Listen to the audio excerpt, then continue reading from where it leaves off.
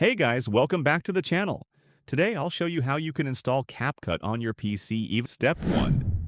Turn on VPN on your PC. Since CapCut is blocked in some countries, we need a VPN for the download page to open.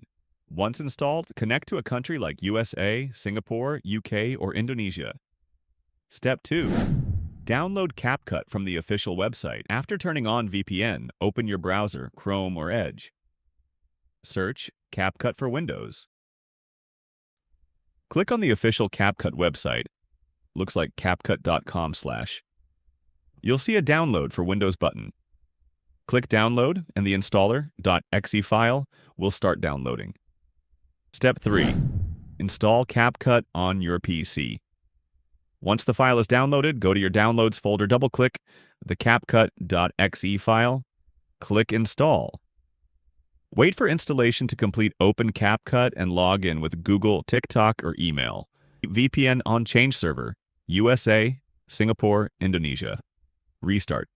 That's how you can easily install CapCut on your PC in any banned or restricted country. If this video helped you, don't forget to like, comment, and subscribe for more tutorials. Thanks for watching and see you in the next video.